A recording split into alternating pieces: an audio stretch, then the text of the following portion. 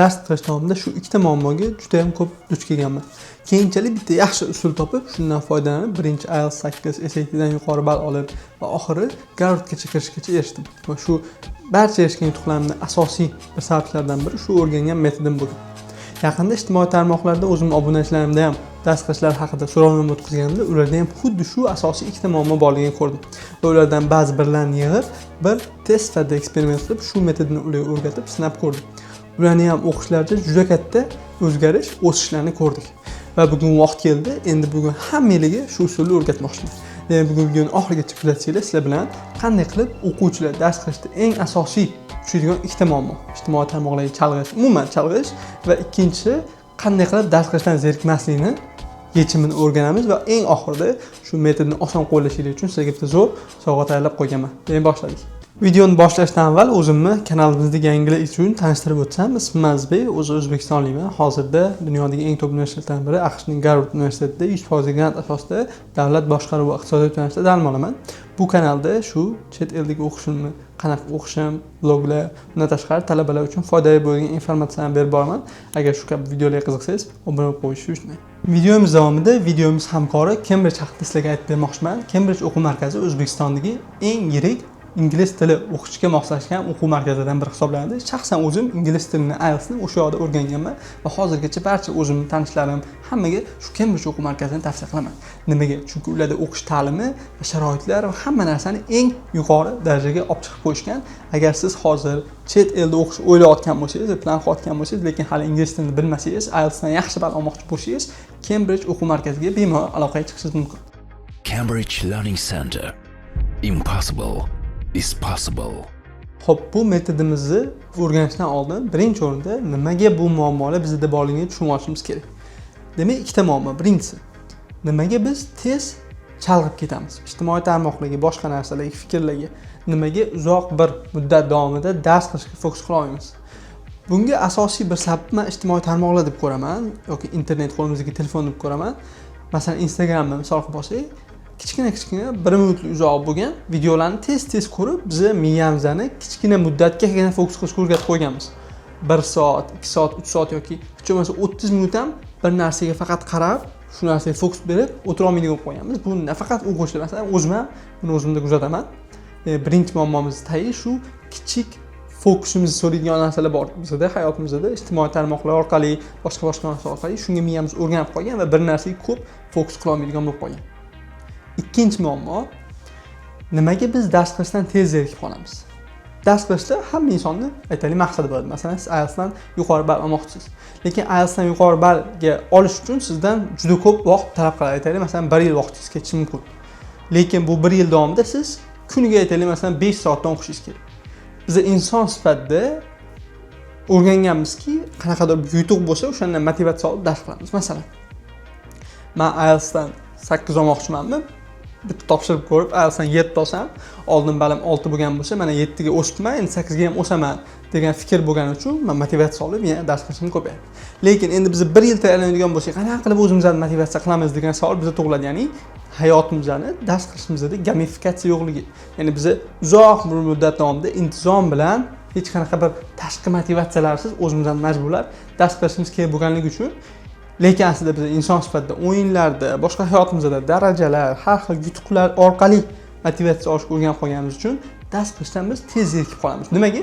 Chunki miyamizga o'sha yetarli bir motivatsiya kelmaydiki, mana bugun 4 soat dars qildim, natijasi chunki bitada ko'rinmaganligi uchun bizning miyamiz zerikib qoladi tez dars qilishdan. Xo'p, muammolar nimaligini tushundik. Endi sizlarda savol tug'ilishi mumkin, bularga yechim bormi? Albatta yechim bor. Men videoda sizlarga va'da berdim. Bugun shu yechimlarni o'rganamiz. Ikkita muammomizga ikkita yechimimiz bor. Birinchidan boshlaymiz.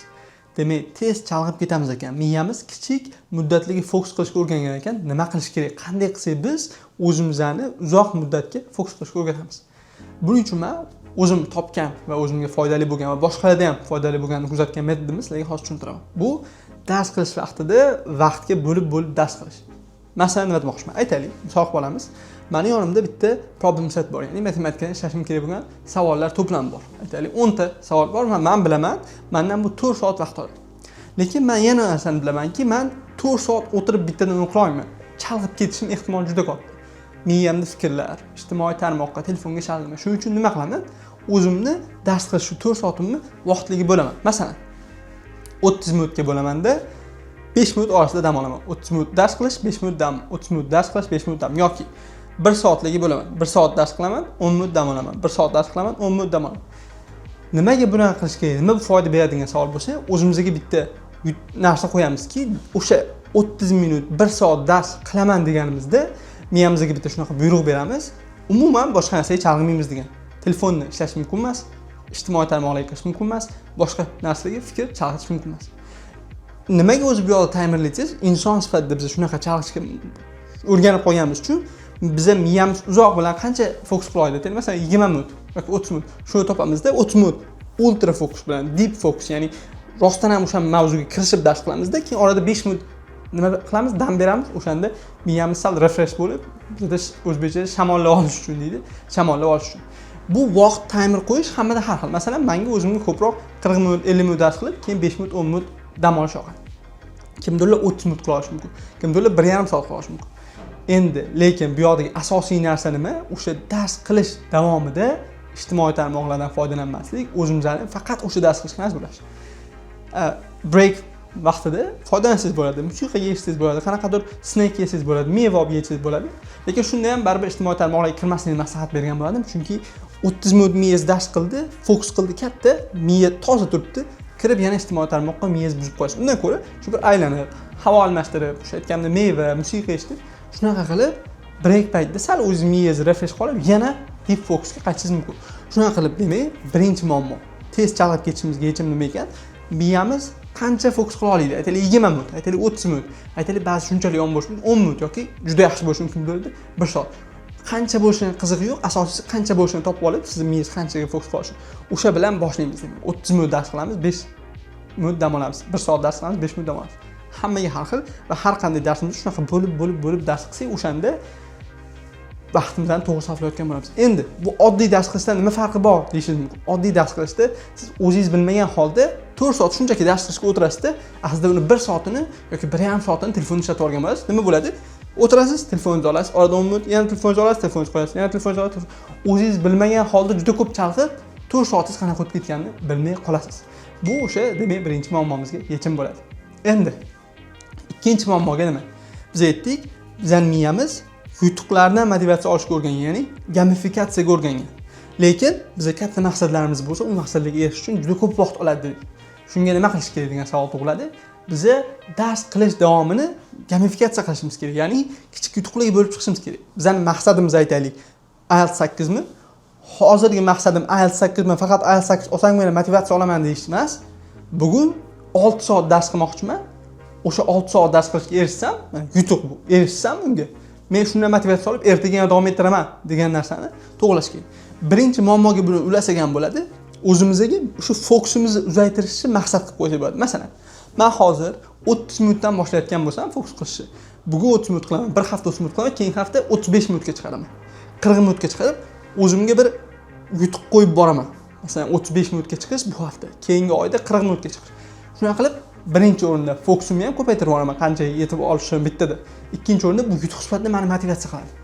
Bu yana bitta usuli, yana bitta usuli o'rtoqlaringizni topib, siz bilan bir xil shu maqsadga ega bo'lgan bo'lsa, birga o'qiyotgan yoki SAT o'qiyotgan, birga qanaqadir maqsadingiz bo'lgan o'rtoqlar bilan dars qilish bo'yicha bir kichik sog'lom bo'lgan musobaqa o'ynash. Ya'ni masalan, bugun men 5 soat dars qildim, azm bor edi, 4 soat dars qildim. Men bugun shu musobaqani yutdim, lekin hafta davomida kim ko'p dars qildi, 2 hafta davomida kim ko'p dars qildi qilib, kichik bir sof, sog'lom musobaqa sifatida o'zingizni motivatsiyangizni qanaqadir IELTS 8 ga, SAT ga erishmas, balki bugun 5 soat vaqtni toza fokus bilan dars qilishga yoki 6 soat yoki 4 soat yoki 2 soat, 1 soat qancha bo'lsa ham o'ziga aniq maqsad qo'yib, shu maqsadni raqamga, IELTS ga, SAT ga emas, dars qilishga to'g'rilasangiz va o'shanga erishganingizdan keyin miyada yana o'sha yutuq kelib, ertagaga, indinga davom etishingiz osonlashadi va bunga qo'shimcha sifatida yanada yaxshilashi bu o'zingiz bilan boshqa maqsadi bir xil bo'lganlar bilan solishtirganda ham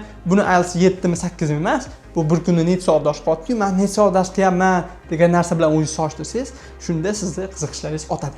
Endi videoning eng muhim va qiziq joyiga keldik. Sizlarga muammoni tushuntirdim, qayerdan kelishini, yechimini berdim. Nima qilishlik kerakligini, demak o'sha taymerga qo'yib bo'lib dars qilish kerakligini va o'zimizga ana bir IELTS 7 ni maqsad emas, ko'proq bir kunda necha soat dars qilmoqchiligingizni maqsad qilib qo'ysangiz va o'zingizning o'rtoqlaringiz bilan sog'lom bir raqobat qilsangiz, sizda dars qilishga bo'lgan motivatsiya ko'payishini tushuntirdim. Shunday qilib bizadagi muammolarga yechim bo'lishini tushuntirdim. Endi bizda savol tug'iladi. Shu metoddan foydalanish osonroq bo'lish uchun, shuni tatbiq qilish osonroq bo'lish uchun biror bir narsa bormi? Bir produkt, ilova bormi degan savol. Men o'zim endi boshlaganimda boshqa ilovalarni ko'rganman, lekin ko'p ilovalar faqatgina timer qismini sizga aytganimni tushuntirib beradi. Lekin biz yaqinda jamoamiz bilan o'zim harakat qilib, o'zim ham chunki hozir shu usulni ishlataman, o'zim ham ishlatishim uchun va siz kabi shu muammoga qiynalayotgan o'quvchilar, talabalar ishlatish uchun yangi ilova ishlab chiqdik, nomi Login. Yo'lga ko'rishingiz mumkin, nimalardan tashkil topganini. Demak, Login ilovasiga kirasiz, ro'yxatdan o'tasiz. Nimalar mumkin bu yoqda? Birinchi o'rinda grind qilish, ya'ni dars qilish. Timerga qo'yib o'zingiz dars qilasiz. Dars qilish davomida ilovalarni belgilab qo'yasiz. Qaysiki o'shalarga kiromis deb bloklab qo'yadi. Bu bir. Ikkinchi qismi. Boshqa o'quvchilarni necha soat dars qilayotganini ko'ra olasiz. O'rtoqlaringizni necha soat dars qilayotganini ko'ra olasiz. Qaysi vazifaga necha soat sarflayapti? Bu haftada qancha o'qidi? Bu oyda qancha o'qidi-yu? Necha kundan beri stress sifatida o'qib kelyapti? Shularni ko'rishingiz mumkin.